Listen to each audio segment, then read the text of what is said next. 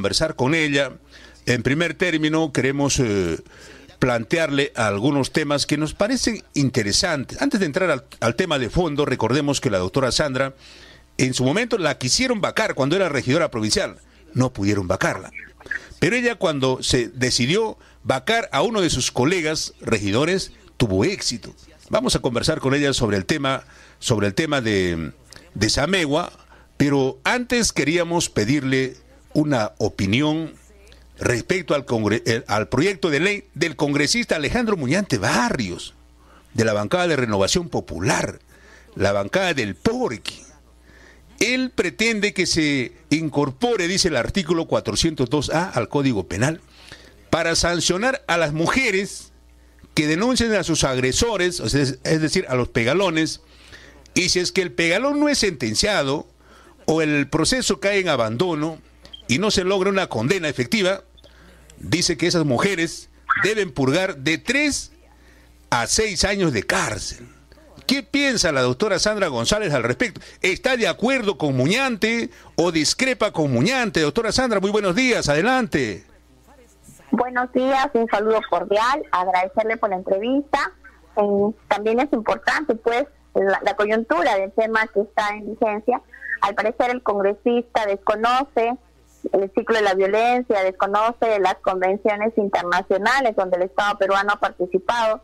Y también hay un desconocimiento, pues, del alto índice de feminicidio en nuestro país y cómo es nuestro sistema procesal, que a pesar de existir las evidencias de violencia, muchos de los casos terminan siendo archivados, ¿no? Entonces, debería centrarse más bien en establecer políticas en un ámbito de prevención de la violencia, más en un ámbito sancionador, sobre todo desconociendo cuántas mujeres son asesinadas en nuestro país producto de la violencia, ¿no? Claro. ¿Usted cree que prospere esta iniciativa en el Congreso o los congresistas se pondrán una mano en el pecho y le dirán no? No, definitivamente no puede prosperar, ¿no? Sí, primero que para aprobarse tiene que haber un sustento legal y un sustento técnico, y desde el sustento legal no prosperaría por las convenciones internacionales en las que ha participado el Estado peruano, donde reconoce cuáles son las manifestaciones de la violencia. Y desde un punto de vista técnico, si hacemos uso de la ciencia, de la psicología, de la parte social, sabemos cómo es que se genera la violencia y sobre todo también cómo muchas de las denuncias que hacen las mujeres terminan, a pesar de que existen todas las evidencias, terminan siendo archivadas, ¿no? Entonces, ahí todavía debería tomarse esto como una oportunidad para darse políticas que tengan que ver con el tema de la salud mental de las personas, trabajar en el tema de la prevención en violencia, con niños, con niñas en etapas más tempranas, ¿no? Así que esto no tiene asidero legal, por lo tanto, no va a prosperar. Claro, pero tomando en cuenta la calidad de Congreso que tenemos, cualquier cosa puede ocurrir, doctora Sandra. Sí, últimamente pues vemos que el Congreso lo que hacen es aprobar leyes a su favor, ¿no? Sobre todo en ese sentido, pero mucho se puede esperar, pero en ese pienso que al menos en este tema, por la coyuntura, sobre todo que el tema de la violencia es un tema prioritario que está haciendo política de Estado, no solamente en nuestro país, sino a nivel sudamericano, es difícil que prospere.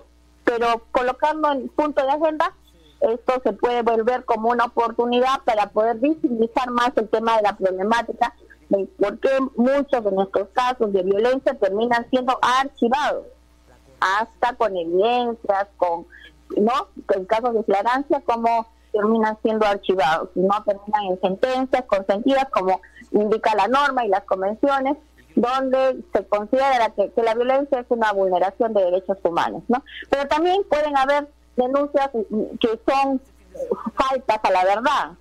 Si el enfoque va por ahí, pienso que una persona que denuncia hechos que no son ciertos, definitivamente también debe, la legislación prevé, ¿no?, denuncias calumniosas, que no hay evidencia cierta, pero en el caso de la violencia contra la mujer, lo que tendría que llevarse un buen proceso y para eso hay todo un poder judicial y el Ministerio Público que debe ser el encargado de presentar los medios probatorios, ¿no? Y el Poder Judicial de administrar la justicia. Doctora Sandra, ahora sí pasemos al otro tema.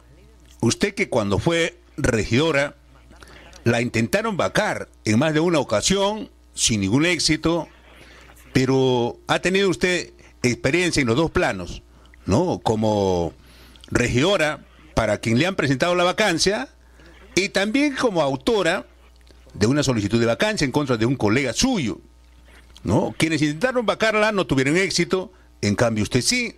Con ese antecedente queríamos preguntarle, ¿qué opinión tiene usted del caso de Samegua, donde al alcalde lo están vacando en primera instancia por una designación indebida? La designación indebida de un funcionario, eso no es causal de vacancia. Doctora Sandra, comencemos por ahí, adelante. Sí, estaba atenta y escuchando los alegatos de defensa y primero para presentar una causal de vacancia debe estar invocada en la norma, en la ley, ¿no? Y el nombramiento indebido no está como causal de vacancia. Y al no estar como causal de vacancia, independientemente de si la población está de acuerdo o no con el actuar del alcalde de Samegua, eso no va a prosperar, porque el nombramiento indebido sí está sancionado en el Código Penal por una designación inadecuada y una recepción inadecuada de un funcionario o un profesional, ¿no? Que sabiendo que tiene impedimento acepta un cargo. O el funcionario que sabiendo que una persona tiene un impedimento nombra a una persona en un cargo. Eso está sancionado por norma, por ley, pero no es causal de vacancia. Definitivamente eso no va a prosperar en el pleno del Consejo, en la primera instancia, en un marco legal, pues los regidores han votado, pero también la ley es enfática que no podemos votar en acciones que van en contra de la norma, ¿no? Y al no estar como causal de vacancia, eso a nivel del jurado, lo más probable, ¿no?, es que termine en un asidero de declarar infundado. Claro, doctora, pero usted, como lo he explicado tan clarito, que ese hecho no es causal de vacancia, la designación indebida, pero esa parte no se han podido dar cuenta los regidores o de repente quienes los asesoran. ¿Qué es lo que ha podido haber de por medio en todo caso para que voten en este sentido, doctora Sandra? Mire, a veces a pesar de que somos regidores, lo digo porque he sido regidora de la municipalidad provincial, no por ser regidora hay conocimiento de la parte legal, desconocen de la ley orgánica de municipalidades, entiendo yo, ¿no? Y eso es básico. Cuando uno ocupa ese tipo de cargos, lo primero que tiene que es marcarse a lo que la parte legal, que es la ley marco de los gobiernos locales, la ley orgánica de municipalidades. Ahí están invocadas las funciones de un regidor, las funciones de un alcalde, del pleno del consejo, y también se invocan las causales de vacancia y se las colocan así punto por punto: el nepotismo, el abandono de cargo, el fallecimiento, la sentencia consentida en instancia firme, pero en ningún punto de causal está el nombramiento indebido. Como le digo, pienso que hay un desconocimiento, falta de lectura, falta de asesoramiento, a pesar que algunos de los integrantes del pleno del consejo de la municipalidad de Samegua son abogados, ¿no? Me parece que ha habido una falta de asesoramiento, pero nada tiene que ver también con el clamor de la población, que un gran porcentaje no está de acuerdo con la función del alcalde de Samegua, ¿no? Y eso se ha visto también porque ha pasado por un proceso de revocatoria. O sea, el sentir de que nuestras autoridades no son las adecuadas, no son las idóneas, se respeta, ¿no? Tiene que ver también con la falta de obras que tal vez no se visibiliza en la zona, pero otra cosa es la parte legal y sobre todo que la causal que ellos invocan tampoco ha sido acreditada, ¿no? Primero, que no se encuentra como causal el nombramiento indebido y tampoco hay la acreditación de lo que ellos están indicando. Entonces, eso, como lo estamos conversando, esto va a terminar pues en el jurado en infundado, es lo más probable. Pero, doctora Sandra, ¿no se supone que uno cuando es regidor, imaginen, estos regidores ya van por cerrar su tercer año? En 3 años que no han podido leer la ley orgánica de municipalidades y saber distinguir cuáles son las causales de vacancia y cuáles no, doctora Sandra? Me parece que hay un desconocimiento, ¿no? Como le digo, también algunos son abogados. Cuando uno ocupa un cargo de esta envergadura, tiene que conocer la ley orgánica municipal. Todos estamos en nuestro derecho, también la ley indica de que estamos en nuestro derecho de presentar un proceso de vacancia. Cualquier ciudadano está en su derecho. Así que en el marco en ese sentido, el señor que presentó, el señor Gordillo, que es una persona a la cual le guardo respeto, está en todo su derecho. También el clamor de la población que no está de acuerdo en su gran porcentaje en la labor que viene desarrollando el actual alcalde. Pero en relación al tema legal, me pareciera que eso no va a prosperar porque no está como causal de vacancia en la ley orgánica de municipalidad. Ahora, respecto al autor de la vacancia, entendemos que no es abogado. ¿Cree usted que es probable que previamente no ha buscado el asesoramiento de un abogado o se ha confiado demasiado? Pienso que se ha confiado. Ha habido, pienso, una mala interpretación, porque en una parte de la ley dice que sentencia consentida, pero habla del alcalde, no habla del nombramiento indebido. Entonces, me parece que en el caso de la persona que ha presentado, ha habido una mala interpretación de la norma y un mal asesoramiento de algún abogado, ¿no? En estos casos tiene que, usted sabe cómo es la parte legal, tiene que ser literal. Uno de los principios del derecho es la literalidad. La norma se interpreta tal como está escrita, ¿no? Entonces, no se encuentra el nombramiento indebido como causal de vacancia. Pero sí, en el Código Penal está sancionado, incluso cada vez con más años de pena privativa de libertad. Ahora, si luego de denunciar este nombramiento indebido del alcalde por haber colocado, eso sí, es evidente que ha colocado a una persona que estaba sentenciada y que no podía, estaba inhabilitada para ocupar ese cargo, si después de un proceso judicial, el Poder Judicial determina que el nombramiento ha sido indebido y el alcalde termina sentenciado, ahí sí procedería la vacancia. Porque la norma indica, en el caso de que el alcalde tuviera una sentencia condenatoria firme, ahí sí procedería. Claro, pero ya sería pues en ese caso otra causal, ¿no? Ya no sería otra. Claro, la que está invocando el señor Gordillo. Claro, sería otra causal por sentencia consentida, ¿no? Por delito doloso. Y en este caso, pues sabemos que el nombramiento indebido se encuentra como un delito doloso, ¿no? Se encuentra en nuestro Código Penal. Doctora Sandra, estamos analizando a los protagonistas principales de este caso. Ya hemos analizado a los regidores que han votado por la vacancia. Acaba usted de analizar también al autor de la solicitud de vacancia. Ahora analicemos al alcalde. ¿Qué le ha parecido la capacidad de respuesta que ha tenido el alcalde en este caso? Y sobre todo, ¿qué le ha parecido la calidad de defensa técnica que ha tenido el alcalde distrital de Samegua, doctora Sandra? Mire, yo respeto mucho la posición del alcalde, pero dice también la defensa, tampoco se centraba en el tema, que en la línea del tiempo, parecía que estaba en un proceso determinando el nombramiento ilegal. No, ahí tenían que los alegatos sustentarse si prosperaba o no, si era causal de vacancia, y si era causal de vacancia, sustentar con medios probatorios, probar esa causal. En ningún momento, ni de parte del alcalde, creo que no se ubicaba, no se daba cuenta, él solamente se refería, y siempre escuché la línea del tiempo, que si la podía haber nombrado o no la podía haber nombrado, cuando lo primero que debería invocarse, y ahí también, en pleno consejo, debería haber un asesor legal.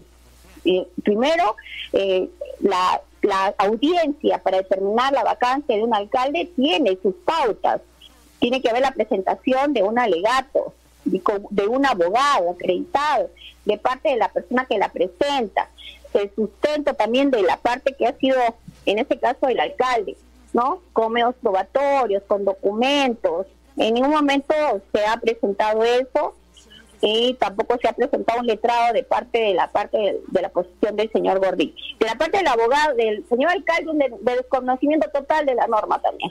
El alcalde pareciera que tampoco conoce la ley orgánica de municipalidades, y eso les lleva pues a veces a que la población, al parecer, no estuviera contento, satisfecho con la labor que viene desarrollando en Samegua el alcalde Toño Ceballos, ¿no? Toño Izaguirre. Correcto, doctora Sandra.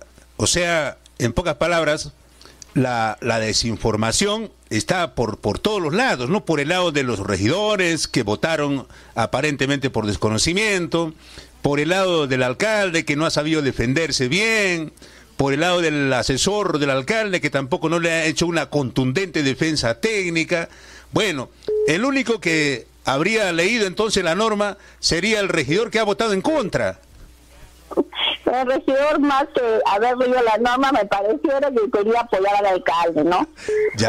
Vamos a hacer también empáticos, ¿no? Siempre en sus decisiones y todas cosas en que también están desubicadas, y en lo que dice el alcalde apoya. Tampoco es así.